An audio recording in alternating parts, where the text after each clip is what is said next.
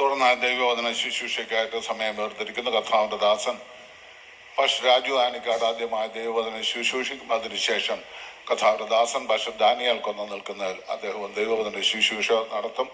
പ്രാർത്ഥനയോടുകൂടെ കർത്താവെ നിന്റെ ശബ്ദം എന്നെ കേൾപ്പിക്കണം എന്നുള്ള പ്രാർത്ഥനയോടുകൂടെ നമുക്ക് ദൈവസന്ധിയിലായിരിക്കാം. ദൈവമായ കർത്താവ് അനുഗ്രഹിക്കട്ടെ. കർത്താവിൻ്റെ ദാസനെയും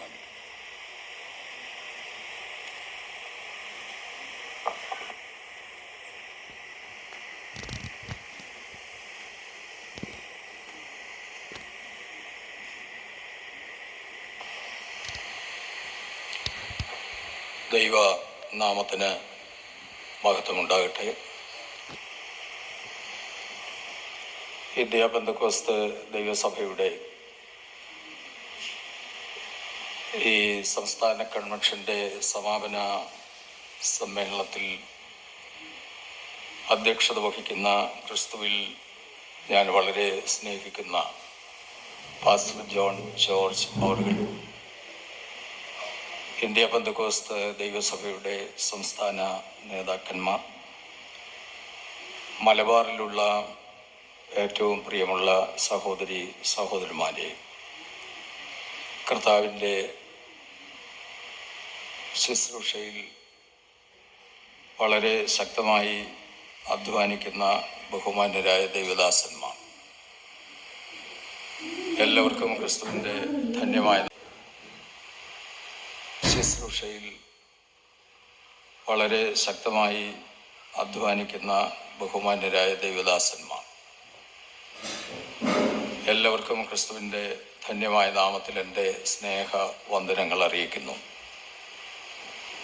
ഈ അനുഗ്രഹിക്കപ്പെട്ട സമ്മേളനത്തിൽ ദൈവവചനവുമായി നിങ്ങളുടെ മുൻപിൽ നിൽക്കാൻ സർവശക്തനായ ദൈവം എന്നെ ശക്തീകരിച്ചതിന് ഞാൻ ദൈവത്തിന് മഹത്വം കരയറ്റുന്നതോടൊപ്പം ഈ ഉദ്യമത്തിനു വേണ്ടി എന്നെ ചുമതലപ്പെടുത്തിയ സംസ്ഥാന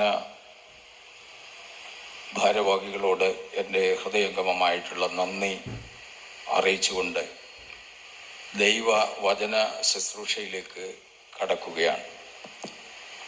നമ്മുടെ കർത്താവിൻ്റെ വലിയ സാന്നിധ്യം നമ്മളിവിടെ അനുഭവിച്ചറിയുന്നത് കൊണ്ട് ആ മഹാദൈവത്തിന് നമ്മുടെ കൈകൾ ഉയർത്തി അല്പമിനിറ്റുകൾ സ്തോത്രം ചെയ്യാം. നമ്മുടെ കർത്താവിൻ്റെ വലിയ സാന്നിധ്യത്തിന് സ്തുതി പറഞ്ഞുകൊണ്ട് ദൈവസന്നിധിയിലിരിക്കാം. ദൈവവചനത്തിൽ നിന്ന് ഈ സമ്മേളനത്തിൽ സംസാരിക്കാൻ ദൈവത്തിൻ്റെ പരിശുദ്ധാത്മാവ് എൻ്റെ ഹൃദയത്തിൽ പ്രകാശിപ്പിച്ചു തന്ന ഒരു വേദഭാഗം വായിച്ചുകൊണ്ട് ഈ സന്ദേശത്തിലേക്ക് കടക്കാം. കൊരിന്ത്യർക്ക് എഴുതിയ 1-ാം ലേഖനം അതിൻ്റെ 16-ാം അധ്യായം 9-ാമത് വാക്യം ഈ സമയത്ത് നമുക്ക് വായിക്കാം. എനിക്ക് വലിയതും സഫലവുമായ ഒരു വാതിൽ തുറന്നിരിക്കുന്നു, എതിരാളികളും പലരുണ്ട്. ഒരു നിമിഷം കൈകൾ ഉയർത്തി സ്തോത്രം ചെയ്തുകൊണ്ട് എല്ലാവരും ദൈവത്തോട് പ്രാർത്ഥിച്ചാട്ടെ. ശബ്ദമുയർത്തി ദൈവത്തിനൊന്ന് സ്തുതി കൊടുത്താട്ടെ.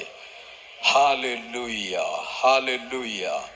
ഞങ്ങളുടെ മഹാദൈവമേ, സ്വർഗസ്ഥ പിതാവേ, അവിടുത്തെ തിരുസാന്നിധ്യത്തിന് ഞങ്ങൾ സ്തോത്രം പറയുന്നു. അവിടുത്തെ വചനത്തിൻ്റെ വാതായനം ഞങ്ങൾക്ക് വേണ്ടി തുറക്കണമേ.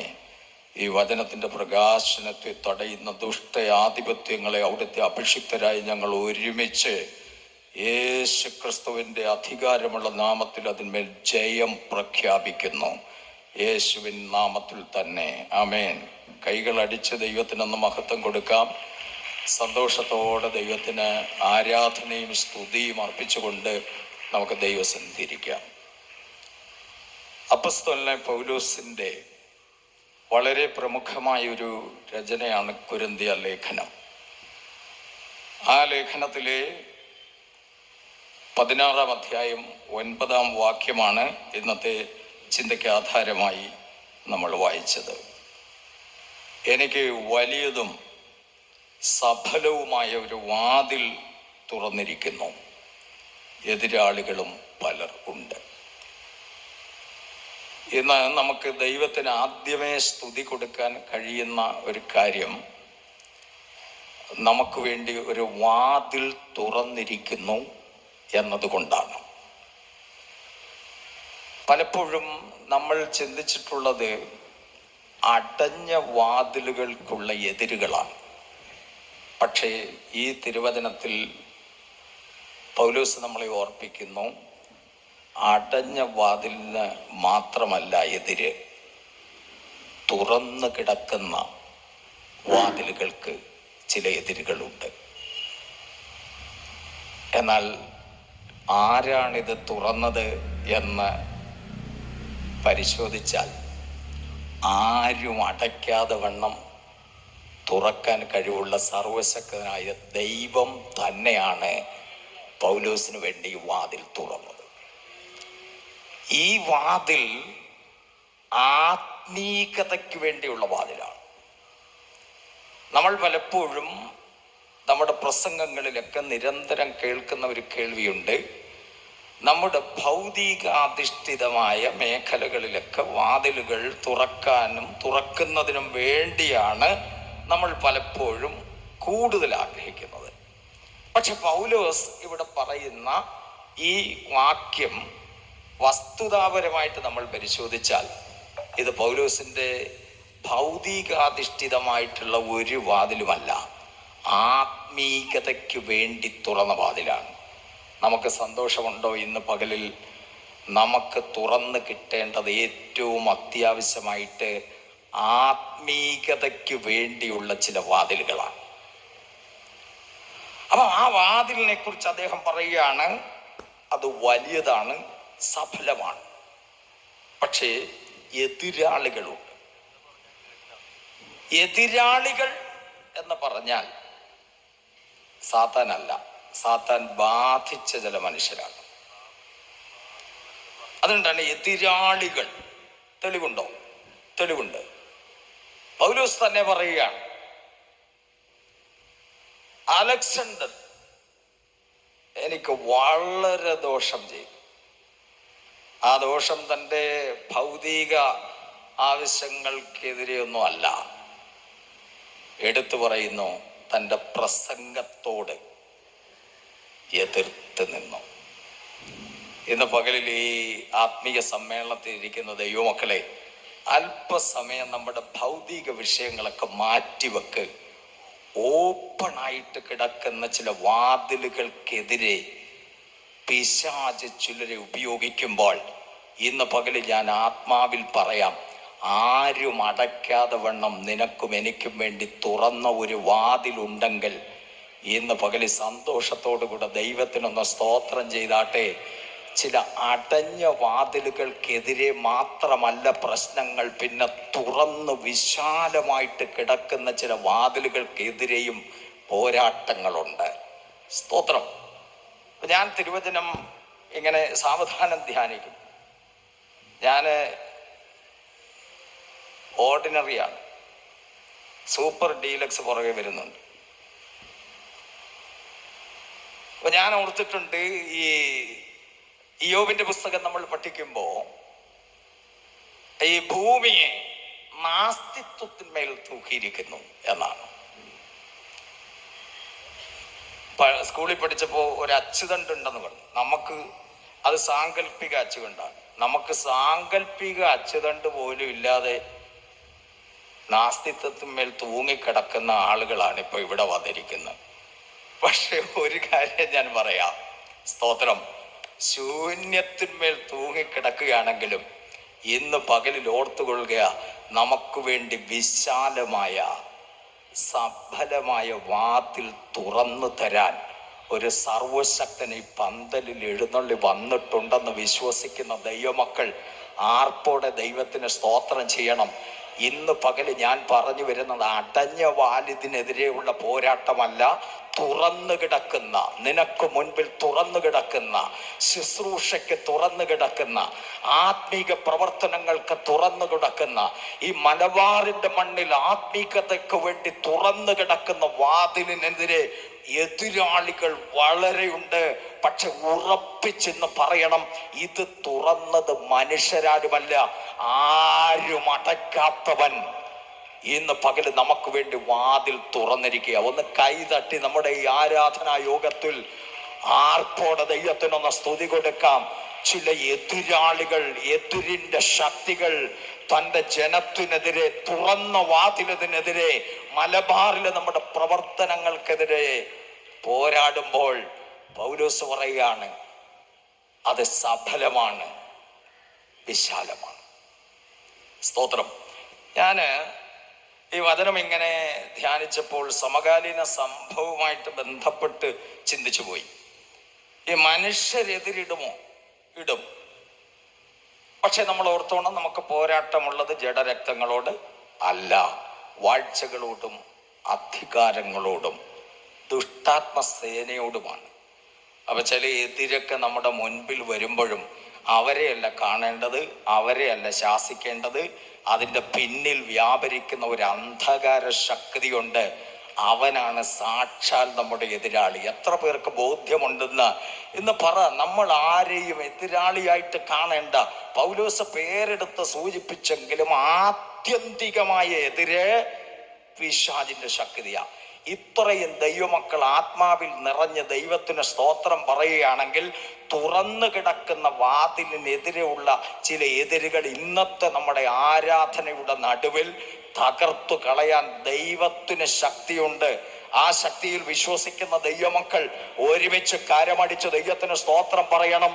ഇത് ആത്മീക കൂട്ടമാണ്. ഇവിടെ അന്യഭാഷകളിൽ ആത്മവ്യാപാരത്തോടെ ദൈവത്തിന് സ്തുതി കൊടുക്കുന്നെങ്കിൽ, വാതിലുകൾ അടയ്ക്കാൻ ശ്രമിക്കുന്ന പിശാചിന്റെ ശക്തികൾ യേശു ക്രിസ്തുവിന്റെ അധികാരമുള്ള നാമത്തിൽ തകരും.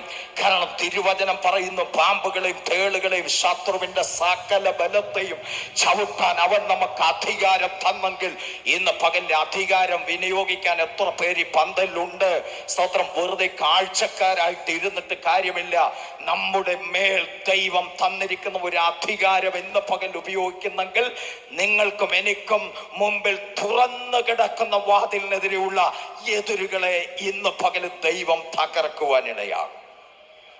സമകാലീന സംഭവമായിട്ട് ഞാൻ ചിന്തിച്ചപ്പോൾ ഒരു വാക്യം കൂടെ, യെശയ്യാ പ്രവാചകന്റെ പുസ്തകം 45-ാം അധ്യായത്തിന്റെ 1 മുതലുള്ള വാക്യങ്ങൾ ഒന്ന് വായിക്കാം. യഹോവ തന്റെ അഭിഷിക്തനായ കോരേശിനോട് ഇപ്രകാരം അരുളി ചെയ്യുന്നു, അവന് ജാതികളെ കീഴടക്കി രാജാക്കന്മാരുടെ അരക്കച്ചകളെ അഴിക്കേണ്ടതിനും കതകുകൾ അവന് തുറന്നിരിക്കേണ്ടതിനും വാതിലുകൾ അടയാതിരിക്കേണ്ടതിനും ഞാൻ അവന്റെ വലം കൈ പിടിച്ചിരിക്കുന്നു. ശ്രദ്ധിക്കണം. നമുക്കറിയാം, ബാബിലോൺ സാമ്രാജ്യത്തിനു ശേഷം ഇസ്രായേലിനെതിരെ പിടിച്ചടക്കാൻ വരുന്ന പേർഷ്യൻ രാജാവ് കോരേശിനെ കുറിച്ചാണ് ഇവിടെ പറയുന്നത്. ഇസ്രായേൽ ഇന്ന് ഒന്നുകൂടെ ചരിത്രത്തിൽ ശ്രദ്ധേയമായിട്ട് വരികയാണ്. ഞാൻ അല്പസമയം ഈ വചനത്തോടുള്ള ബന്ധത്തിൽ ഇസ്രായേലിനെ കുറിച്ചൊന്ന് ചിന്തിച്ചപ്പോ, ഈ എല്ലാ വർഷവും ഇസ്രായേലിന്റെ പുതുവർഷത്തില് റോഷ് ഹഷാന എന്നാണെന്ന് പറയുക. അന്ന് അവർ ചെയ്യുന്ന ഒരു കാര്യമുണ്ട്. ലോകം മുഴുവനുള്ള യഹൂദ ജനതയുടെ ഒരു സെൻസസ് എടുക്കാറുണ്ട്, ഒരു കണക്ക് പുറത്തുവിടും. ഇപ്പോ ലോകം മുഴുവനുള്ള യഹൂദര് എത്ര പേരാണെന്ന് നിങ്ങൾക്കറിയാമോ? ബെഞ്ചമിൻ നെതന്യാഹുവിന്റെ 2024 റോഷ് ഹഷാനയുടെ അന്നത്തെ അവരുടെ കണക്കിൽ പറയുന്നത്, ഈ യൂതന്മാർ 1,58,00,000 മാത്രമേ ഇപ്പോൾ ലോകത്തിലുള്ളൂ. 1,58,00,000. അതില് ഇസ്രായേലിലുള്ളത് 1 കോടിയിൽ താഴെയാണ്. ഞാൻ പറഞ്ഞു വരുന്നത്, മനുഷ്യര് വല്ലോ അവരെ എതിർത്തിട്ടുണ്ടോ എന്ന് ചരിത്രം പഠിക്കുന്നവർക്കറിയാം. എന്താ ഈ എതിർപ്പെന്നറിയാമോ? പുസ്തകത്തിലൊരു വാക്യമുണ്ട്, ഇസ്രായേൽ എൻ്റെ പുത്രൻ.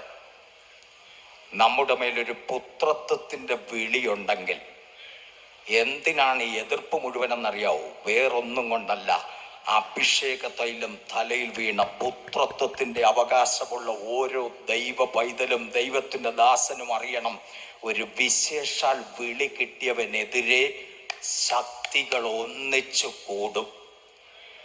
സ്തോത്രം. ചരിത്രം പരിശോധിച്ച് നോക്കിയാൽ നെതന്യാഹുവിന്റെ പ്രസംഗത്തെക്കുറിച്ച് പറയുമ്പോൾ അദ്ദേഹം പറഞ്ഞിട്ടുണ്ട്, എന്താണെന്നറിയാമോ? 75 വർഷം മുൻപ് ഈ ജനത ഒരു രാജ്യമില്ല, സൈന്യമില്ല, ചുറ്റുപാട് സഹായിക്കാനില്ല. പിന്നെ ഏതാണ്ട് 7ഓളം രാജ്യങ്ങൾ, ലിബിയയും സിറിയയും യോർദാനും സൗദിയും ഇറാഖും എല്ലാം ചുറ്റും കിടന്ന് ആക്രമിക്കുക.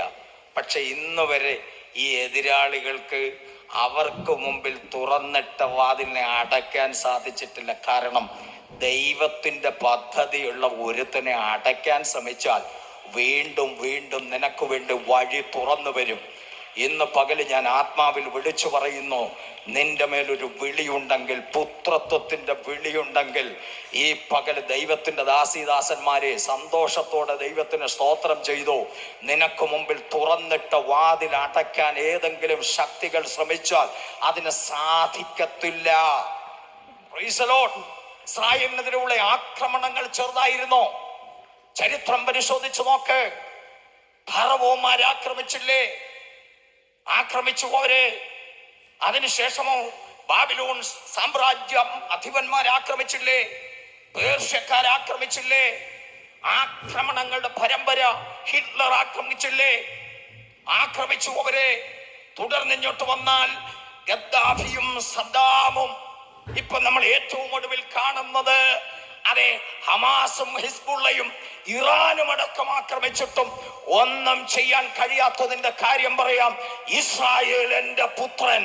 ഇന്ന് പകല് ഞാൻ ആത്മാവിൽ വിളിച്ചു പറയുന്നു, ഞാൻ ദൈവത്തിന്റെ പൈതലെന്ന് ഒരു ബോധ്യം നിനക്കും എനിക്കുമുണ്ടെങ്കിൽ ഞാൻ പറയാം, നിനക്ക് മുമ്പിൽ തുറന്നിട്ട വാതിലിനെതിരെ, നിനക്ക് മുമ്പിൽ ദൈവം തുറന്നിട്ട വാതിലിനെതിരെ ഏതെല്ലാം ശക്തികൾ അത് അടയ്ക്കാൻ ശ്രമിച്ചാലും ആരും അടയ്ക്കാതെ വണ്ണം തുറക്കാൻ കഴിവുള്ളവനാണ് ഈ വാതിൽ തുറന്നിരിക്കുന്നത്. ഒന്ന് കാരം അടിച്ച് ദൈവത്തിനൊന്ന് സ്തോത്രം പറ. ഇന്ന് പകല് ചില അന്ധകാര ശക്തികളോട് നമ്മൾ അഭിഷിക്തർ ഒരുമിച്ച് കൽപ്പിക്കുകയാണ്. അടഞ്ഞ വാതിലിന് മാത്രമല്ല, തുറന്ന വാതിലുകൾക്കെതിരെ ചില പോരാട്ടങ്ങൾ നടക്കുമ്പോൾ ഇന്ന് പകല് ഞാൻ ആത്മാവിൽ വിളിച്ചു പറയുന്നു, നിനക്ക് വേണ്ടി ദൈവം തുറന്ന വാതിലാണെങ്കിൽ, ആനയെ കൊണ്ടടയ്ക്കുന്നതും തുറക്കുന്നതും വാതിലാണെങ്കിലും അവിടെയാണ് കോരേശ് വരിക. എവിടേക്ക് കോരേശ് വരിക? കോരേശിനെ കുറിച്ച് എൻ്റെ ദാസൻ എന്നാ പറഞ്ഞിരിക്കുന്നത്. ദൈവത്തിന് ചരിത്രത്തിൽ ആരെയും ഉപയോഗിക്കാം, അതിന് പ്രത്യേക പാരമ്പര്യമൊന്നും വേണമെന്നില്ല. ചിലർക്ക് അങ്ങനെ ഒരു ധാരണയുണ്ട്. കോരേശ് ആരാണ്? ദൈവത്തിനൊരു നിയോഗം കിട്ടിയാൽ, ഇന്ന് അങ്ങനെയുള്ള ചിന്ത ഉണ്ടെങ്കിൽ അതൊക്കെ അങ്ങ് മാറ്റിവെച്ചേക്കണം. ഏത് ചെറിയവനെ ഉപയോഗിക്കാൻ, ഏത് വലിയവനെ ഉപയോഗിക്കാൻ ദൈവത്തിന് കഴിയും. ദൈവത്തിന്റെ ദാസനായിരിക്കണമെന്നേ ഉള്ളൂ. മനസ്സിലായവർ കൈതട്ടി ദൈവത്തിന് മഹത്വം കൊടുക്ക്. ഇന്ന് പകൽ എന്നെ ദൈവം ഉപയോഗിക്കുമോ എന്ന് ചിന്തിച്ച് അപകർഷം ബോധിച്ചുകൊണ്ട് ഇരിക്കുന്ന ദൈവമക്കളോട് ഞാൻ പറയാം, കോരേശന്റെ ദാസൻ എന്തിനു വേണ്ടിയാണെന്നറിയാമോ? ബാബിലോണിനെതിരെ ചെല്ലാൻ. സ്തോത്രം. അതിന്റെ പ്രവചനം ഇവിടെ എഴുതി വെച്ചിരിക്കുന്നത് ശരിക്കെന്ന് വായിക്കണം. കോരേശന്റെ ഇടയൻ അവൻ എൻ്റെ ഹിതമൊക്കെയും നിവർത്തിക്കുമെന്ന്, യെരൂശലേം പണിയപ്പെടുമെന്നും മന്ദിരത്തിന് അടിസ്ഥാനമിടുമെന്നും ഞാൻ കൽപ്പിക്കുന്നു. തുടർന്നാണ് നമ്മൾ 45 വായിക്കുന്നത്. യഹോവ തന്റെ അഭിഷിക്തനായ കോരേശിനോട് ഇപ്രകാരം അരുളി ചെയ്യുന്നു, അവനെ ജാതികളെ കീഴടക്കി രാജാക്കന്മാരുടെ അരക്കച്ചകളെ അഴിക്കേണ്ടതിനും കതകുകൾ അവനെ തുറന്നിഴിക്കേണ്ടതിനും വാതിലുകൾ അടയാതിരിക്കേണ്ടതിനും. അതാണ് എൻ്റെ പോയിന്റ്. വാതിൽ, തുറന്ന വാതിൽ അടയാതിരിക്കേണ്ടതിന് ഞാൻ അവൻ്റെ വലങ്കൈ പിടിച്ചിരിക്കുന്നു. സ്തോത്രം. കൈ തരാതൊക്കെ ഈ യോഗത്തിൽ പോയിട്ടുണ്ടെങ്കിൽ മനഃപൂർവ്വം അല്ല, എന്നാലും ചിലർ മനഃപൂർവ്വം തരാതെ പോകും. പക്ഷേ ഇന്ന് പകല് ദൈവത്തിൻ്റെ ദാസന്മാരെ ഒരു വലിയ പുള്ളിയും കരം തന്നില്ലെങ്കിലും സ്തോത്രം, വാതിലുകൾ നിന്റെ മുമ്പിൽ അടയാതിരിക്കേണ്ടതിന് ഞാൻ നിന്റെ വലങ്കരം പിടിച്ചിരിക്കുന്നു. ഇന്ന് പകല് സന്തോഷത്തോടെ ഈ കൺവെൻഷനിൽ സ്തോത്രം ചെയ്യും. തുറന്ന വാതിലിനെതിരെയുള്ള ചില പോരാട്ടങ്ങളുണ്ട്, വിശാലമായ വാതിലിനെതിരെയുള്ള ചില പോരാട്ടങ്ങളുണ്ട്. പക്ഷെ ഇന്ന് ആരുടെ കൈ വേണം? നിന്റെ കൈ പിടിക്കാൻ സർവശക്തൻ ഇവിടെ വന്നിട്ടുണ്ടെന്ന് വിശ്വസിക്കുന്നവർ കൈകൾ ഉയർത്തിപ്പിടിച്ച് ദൈവത്തിന് സ്തോത്രം പറ. നമ്മുടെ 10ാമത് മഹായുഗം കഴിഞ്ഞ് നമ്മൾ കടന്നു പോകുമ്പോൾ ഇന്ന് പകൽ നിനക്ക് മുമ്പിൽ തുറന്നു കിടക്കുന്ന വിശാലമായ വാതിൽ, സഫലമായ വാതിൽ അടയാതിരിക്കേണ്ടതിന് കോരേശിന്റെ കൈ പിടിച്ച ദൈവം നമ്മുടെ കൂടെ ഉണ്ടെന്ന് വിശ്വസിക്കാമോ? സ്തോത്രം, സ്തോത്രം, സ്തോത്രം, സ്തോത്രം. ഹല്ലേലൂയ. കോരേശിന്റെ കൈ പിടിച്ച ദൈവം നമ്മുടെ കൈ പിടിക്കുന്ന ദൈവമാണ്. സ്തോത്രം. ഇസ്രായേലിനെ സംബന്ധിച്ചൊക്കെ ഒരുപാട് കാര്യങ്ങൾ പറയാനുണ്ട്. പക്ഷെ ഇത്രയും നിങ്ങൾ ഓർത്താൽ മതി. വാതിൽ അടയ്ക്കാൻ ശ്രമിക്കും. ഞാൻ ചരിത്രത്തിൽ ഇങ്ങനെ നോക്കുമ്പോൾ വലിയ ആനകളെ കൊണ്ട് തുറക്കുകയും അടക്കുകയും ചെയ്ത വാതിലുകളൊക്കെ ഉണ്ട്. പക്ഷേ ദൈവത്തിൻ്റെ കൈ എന്ന് വെച്ചാൽ പിന്നെ ആർക്കും ഇത് തള്ളി അടയ്ക്കാൻ പറ്റത്തില്ല. തുറന്ന വാതിലൊക്കെ ചിലർ അടയ്ക്കുമെന്ന് ചിന്തിച്ചിരിക്കുന്ന ആളുകളോട് ഇന്ന് പകലിൽ ഈ വചനത്തിലൂടെ ഞാൻ പറയാം, ഞാൻ നിന്റെ കൈ പിടിക്കും. എത്ര പേര് അടയ്ക്കാൻ ശ്രമിച്ചു, പക്ഷെ അടഞ്ഞു. പിന്നെന്തിനാ ഇങ്ങനെ ഇരിക്കുന്ന? അടഞ്ഞില്ലെങ്കിൽ ഇന്ന് പകലിൽ സ്തോത്രം പറയണം. ഇതിന്റെ കാരണം നിന്റെ ബലമല്ല, നീ ജനിച്ച കുടുംബത്തിന്റെ മഹത്വമല്ല, നിന്റെ സംഘബലമല്ല, നിന്റെ കൂടെ നിൽക്കുന്ന ആളുകളുടെ ബലമല്ല, പണത്തിന്റെ ബലമല്ല. പിന്നെ അഭിഷേകമുള്ള ദൈവമക്കൾക്കറിയാം എൻ്റെ കൈ പിടിച്ചിരിക്കുന്നത് ദൈവമാണ്. ആർപ്പോടെ ദൈവത്തിന് സ്തോത്രം പറ. സകല അന്ധകാര ശക്തികളോടും സകല പോരാട്ടങ്ങളോടും ഇന്ന് പകല് ഞങ്ങൾ ആത്മാവിൽ കൽപ്പിക്കുകയാണ്, തുറന്നു വച്ച വാതിലിനെതിരെ നീ എത്ര ശക്തിയോടെ പ്രവർത്തിച്ചാലും ഈ വാതിൽ അടയാതിരിക്കേണ്ടതിന് കോരശേ ഞാൻ നിന്റെ കൈ പിടിച്ചിരിക്കുന്നു. ദാനിയേൽ പ്രവാചകന്റെ പുസ്തകം 5-ാം അധ്യായമൊക്കെ ചേർത്ത് പഠിക്കുമ്പോഴാണ് ബേൽശസ്സർ വലിയ വിരുന്നൊക്കെ നടത്തിയിട്ട് എന്താ സംഭവിച്ചെന്നറിയോ? ഈ ആഘോഷത്തിമിർപ്പില് എന്ത് സംഭവിച്ചു? വാതിലടക്കം മറന്നുപോയി. പക്ഷെ അവൻ മറന്നതല്ല, ചിലതൊക്കെ ദൈവം മറത്ത് കളയിക്കും. കാരണം ദൈവത്തിൻ്റെ ദാസനെ കോരേശിനെ ദൈവം തെരഞ്ഞെടുത്ത് അഭിഷേകം ചെയ്തിരിക്കുക. നീ മറന്നുപോകും ചിലത്. സ്തോത്രം. എന്താ? വാതിലടക്കാൻ പറ്റിയില്ല. അന്ന് രാത്രി ബേൽശസ്സർ കൊല്ലപ്പെട്ടു. എന്തിനു വേണ്ടിയാണെന്നറിയാമോ? എൻ്റെ ദാസനായ കോരേശിനെ കൊണ്ട് സ്തോത്രം ആലയത്തിൻ്റെ പണിക്ക് വേണ്ടി, പ്രവാസികളായ ജനത്തിൻ്റെ വിടുതലിന് വേണ്ടി ഒരുത്തനെ ദൈവം അഭിഷേകം ചെയ്തങ്ങോട്ട് വിട്ടിരിക്കുക. അവൻ്റെ മുമ്പിൽ വാതിൽ അടയാതിരിക്കാൻ, സ്തോത്രം, വലിയ പട്ടണത്തിൻ്റെ വാതിൽ അടയാതിരിക്കാൻ ദൈവം പറഞ്ഞു, എൻ്റെ കൈ നിന്നോട് കൂടെ ഇരിക്കും.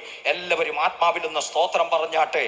മലബാറിന്റെ മണ്ണിൽ ആത്മീക ശുശ്രൂഷയ്ക്ക് വേണ്ടി ദൈവം ചില വാതിലുകൾ തുറന്നിട്ടിട്ടുണ്ട്. എന്നാൽ അതിനെ വലിച്ചടയ്ക്കാൻ അന്ധകാര ശക്തികൾ ഒരുമിച്ച് പോരാടുമ്പോൾ ഇന്ന് പകലിലെ കൈ ഉയർത്തി ഒന്നിച്ച് പറ. അഭിഷേകമുള്ള ദൈവത്തിന്റെ മക്കൾ ഒരുമിച്ച് പറ, എന്റെ മേലെ അഭിഷേകത്തിന്റെ ശക്തി ഉള്ളത് കൊണ്ട് ഈ വാതിൽ അടയാതിരിക്കേണ്ടതിന് ദൈവത്തിന്റെ കൈ. സ്തോത്രം. ദൈവത്തിന്റെ കൈ ഇരിക്കുന്നതായി ബലം, അല്ലാതെ എന്നാ ബലവാ? സ്തോത്രം. ഇവിടെ വന്നപ്പോൾ ദൈവപ്രവൃത്തി കണ്ടവരുണ്ട്. ഈ പന്തല് വന്ന് ദൈവപ്രവൃത്തി കണ്ടവരുണ്ട്. ഞങ്ങളിവിടെ വന്നപ്പോൾ തന്നെ ദൈവപ്രവൃത്തി പലതും കണ്ടിട്ടായിരിക്കുന്നത്. സ്തോത്രം. അടയ്ക്കുന്ന ശക്തികൾക്കെതിരെ ഒരു പോരാട്ടം നടത്താൻ ഒന്ന് കണ്ണുകൾ ദൈവത്തിന്റെ സന്നിധിയിൽ അടച്ച് ഒരു നിമിഷം ഒന്ന് സ്തോത്രം പറഞ്ഞാട്ട ദൈവമക്കളെ. Praise the Lord. ഞാൻ വേഗത്തിൽ ഉപസംഹരിക്കാൻ പോവുകയാണ്. ഈ ചിന്ത നിങ്ങൾക്ക് മനസ്സിലായല്ലോ. തുറക്കാത്ത വാതിലിനെതിരെ മാത്രമല്ല, തുറന്ന വാതിലിനെതിരെ ഒരു പോരാട്ടം. പക്ഷെ അടഞ്ഞോ? ഇല്ല. ഇതിൻ്റെ വസ്തുത ഇത്രയേ ഉള്ളൂ. ഏഷ്യയിൽ പ്രവർത്തിച്ചുകൊണ്ടിരുന്ന പൗലോസിന് വേണ്ടി യൂറോപ്പിലൊക്കെയുള്ള വാതിൽ തുറന്നിരിക്കുക. ഇത് തുറന്നത് പൗലോസ് ആത്മാവിൽ അറിഞ്ഞ, ഇത് കണ്ടതൊന്നുമല്ല. ഈ ആത്മാവുള്ളവൻ അറിയാൻ വഴി തുറന്നിട്ടുണ്ടോന്ന്. ഈ യോഗത്തിൽ ഇരിക്കുന്ന ചിലർക്ക് പരിശുദ്ധാത്മാവിൽ അകത്ത് ബോധ്യമുള്ളവൻ അറിയാം, എനിക്ക് വേണ്ടി ചില വാതിൽ തുറന്നിരിക്കുന്നു, ശുശ്രൂഷയ്ക്ക് ചില വാതിൽ തുറന്നിരിക്കുന്നു, ശുശ്രൂഷയ്ക്ക് വേണ്ടി ചില വഴികൾ തുറന്നിരിക്കുന്നു. ഒന്ന് കൈ അടിച്ച് ദൈവത്തിനൊന്ന് മഹത്വം കൊടുക്കാമോ? നമ്മൾ ഇത്രയും ആളുകൾ ഒരുമിച്ച് പോരാടുന്നെങ്കിൽ ഇന്ന് പകൽ അന്ധകാരത്തിന്റെ ശക്തികളുടെ മേൽ വലിയ ജയം തരാൻ ദൈവം ശക്തനാ. ആർപ്പോടെ ദൈവത്തിനൊന്ന് സ്തുതി കൊടുത്താട്ടെ. ഹല്ലേലൂയ. കോരശേ, എൻ്റെ കൈ നിന്നോട് കൂടെ ഇരിക്കും. ഇസ്രായേലിൻ്റെ കാര്യമൊക്കെ വാസ്തവത്തിൽ സംഭവബഹുലമായ കാര്യമാണ്. നെതന്യാഹുവിൻ്റെ പ്രസംഗത്തിൽ അദ്ദേഹം പറഞ്ഞിട്ടുണ്ട്, 52 തവണ ആക്രമിക്കപ്പെട്ടു യെരൂശലേം, 23 തവണ ഉപരോധിക്കപ്പെട്ടു, 39 തവണ തകർത്തു കളഞ്ഞു, 3 പ്രാവശ്യം നശിപ്പിച്ചു, 44 പ്രാവശ്യം അവരെ പിടിച്ചെടുത്തു. പക്ഷേ ഇന്നും തൊടാൻ കഴിയുന്നില്ല. കാരണം ചെറിയൊരു 1,58,00,000-ത്തിനെതിരെ 8,000 കോടി ഉള്ള ഇറാൻ വരെ ആക്രമിച്ചാൻ വന്നാൽ ഒന്നും ചെയ്യാൻ പറ്റത്തില്ല. കാരണം അടയ്ക്കാൻ പറ്റാത്തതിൻ്റെ കാരണം ഇസ്രായേൽ എൻ്റെ പുത്രൻ, ഇസ്രായേൽ എൻ്റെ പുത്രൻ. ഇന്ന് പുത്രത്വം കിട്ടിയിട്ടുള്ള ദൈവത്തിൻ്റെ മക്കളൊക്കെ സ്തോത്രം, ചില തുറന്ന കിടക്കുന്ന വാതിൽ നിന്നെ ആശങ്കപ്പെടുത്തുന്നില്ലേ? ഇതാരൊക്കെയോ തള്ളി അടയ്ക്കുമെന്ന്. പക്ഷെ കോരശിനോട് പറഞ്ഞ വാക്ക് പറയാനാണ് ദൈവത്തിൻ്റെ ആത്മാവ് പറയുന്നത്. അടയ്ക്കാനൊക്കത്തില്ല, ദൈവത്തിൻ്റെ കൈ നിന്നോട് കൂടെ ഇരിക്കും. ഒന്ന് സ്തോത്രം പറഞ്ഞ് ഞാനിവിടെ അവസാനിപ്പിക്കാൻ പോവുക. കരം തട്ടി അല്പസമയങ്ങൾ അന്യഭാഷകൾ ദൈവത്തെ ഒന്ന് സ്തുതിച്ചാട്ടെ. ഒരു നിമിഷം പ്രാർത്ഥിക്കാൻ പോവുകയാണ്. ദൈവത്തിൻ്റെ ആത്മാവ് ഇന്ന് പകല് വിശ്വസിക്കുന്നവരുണ്ടെങ്കിൽ, നിങ്ങൾ പ്രവർത്തിക്കുന്ന മേഖലകളിൽ, നിങ്ങൾ ശുശ്രൂഷിക്കുന്ന ഇടത്ത്, ഇനി നിങ്ങളുടെ കുടുംബത്തിൽ, നിങ്ങളുടെ തലമുറയിൽ നിങ്ങൾ ഇന്ന് ഭാരപ്പെട്ടി പന്തലിൽ വന്ന വിഷയങ്ങൾ, എൻ്റെ ദൈവത്തിൻ്റെ ദാസനെ ഭാരപ്പെടേണ്ട. നിന്റെ മുൻപിൽ വാതിൽ അടയാതിരിക്കാൻ ഇന്ന് പകല് നിന്റെ കരം പിടിക്കുന്ന സർവശക്തൻ ഈ പന്തലിൽ ഉലാവുന്നുണ്ട്. അഗ്നിജ്വാലക്കൊത്ത കണ്ണുകൾ ഉള്ളവൻ, മാറത്ത് പൊൻകച്ച കെട്ടിയവൻ, വെള്ളോടുകൾക്ക് സദൃശ്യമായ കാലുകളുള്ളവൻ, 7 നക്ഷത്രം വലങ്കയിൽ പിടിച്ചുകൊണ്ട് നിലവിടക്കുന്ന നടുവിൽ ഉലാവുന്ന നമ്മുടെ കർത്താവ് ഈ പന്തലിൽ വന്നിരിക്കാൻ ആ കരങ്ങൾ അടിച്ചു ദൈവത്തിന് സ്തോത്രം ചെയ്യാം. നിന്റെ മുമ്പിൽ വാതിലടയുകയില്ല. വാതിലടയാതിരിക്കാൻ അവൻ നമ്മുടെ കരം പിടിക്കും. കരമുയർത്തി സ്തോത്രം പറയാം. കർത്താവ് ഈ വചനങ്ങളാൽ നമ്മെ അനുഗ്രഹിക്കുമാറാകട്ടെ. Thank you.